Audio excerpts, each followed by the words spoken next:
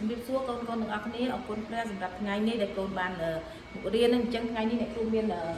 មេរៀនថ្នាក់ទី4ចាយើងរៀនគណិតវិទ្យាមេរៀនទី12វិធីបូកចំនួនទស្សភាគចាអញ្ចឹងអ្នកគ្រូមានលំហាត់2ដើម្បីបង្រៀនកូនទាំងអស់គ្នាអញ្ចឹងមុនយើងកណនីលំហាត់យើងមកមើលពីនិយមន័យរបស់ចំនួនទស្សភាគសិនបាទអញ្ចឹងដើម្បីធ្វើប្រមាណវិធីយើងត្រូវសរសេរចំនួនទាំងពីរឲ្យត្រូវតាមខ្ទង់រួចបូកលេខតាមខ្ទង់ដោយដើមពីខ្ទង់ភាគ10ចាសូមអានម្ដងទៀតជាមួយអ្នកគ្រូដើម្បីធ្វើប្រមាណវិធីយើងត្រូវសរសេរចំនួនទាំងពីរឲ្យត្រូវតាមខ្ទង់រួចបូកលេខតាមខ្ទង់ដោយដើមពីខ្ទង់ភាគ10ចាតើឥឡូវយើងមកមើលលំហាត់ទាំងអស់គ្នាតាមមានចំនួនអីចំនួនប្រមាណខ្លះបាទឥឡូវលំហាត់ក44.6បូកជាមួយនឹង 15.2 ខ 154.5 បូកនឹង 30.3 តោះអញ្ចឹងយើងត្រូវសរសេរលេខនេះទៅជាប្រមាណវិធីចាអញ្ចឹងនិយមន័យគេប្រាប់ថាម៉េចគឺសរសេរលេខទាំងពីរឲ្យត្រូវតាមខ្ទង់តើឥឡូវយើងមើលសរសេរតាមត្រូវតាមខ្ទង់ទាំងអស់ហើយយើងចាប់ដើមធ្វើលំហាត់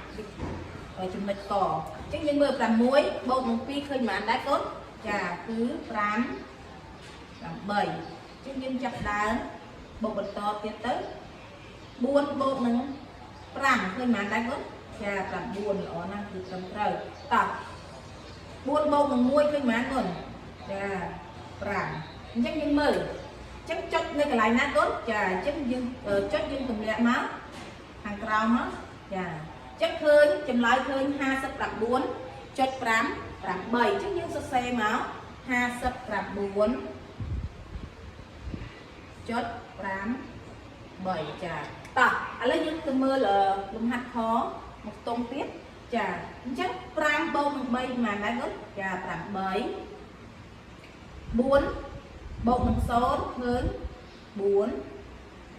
5បូកនឹង3ប៉ុន្មានដែរកូនគឺ8 1អត់មានអីបូកគឺតុងទម្លាក់អញ្ចឹងយើងមើលចុចយើងនៅចំណាយើងទម្លាក់ចំនឹងមកចាពីក្រោមមកអញ្ចឹងឃើញចម្លើយឃើញ 184.8 អញ្ចឹងយើងយកចម្លើយមកដាក់សួរមើលណាចាឃើញ 184.5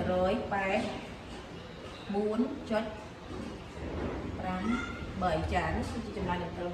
ត្រឹមត្រូវចាអញ្ចឹងលំហាត់នេះគឺចាប់តែប៉ុណ្ណឹងហើយតែគ្រូសង្ឃឹមថាកូនអាចគិតតែវិញអាចគិតលេខហើយពេលមានចម្ងល់កូនអាចមកសាលាវិញកូនអាចសួរអ្នកគ្រូបានចាសូមព្រះអង្គទានកូនទាំងអស់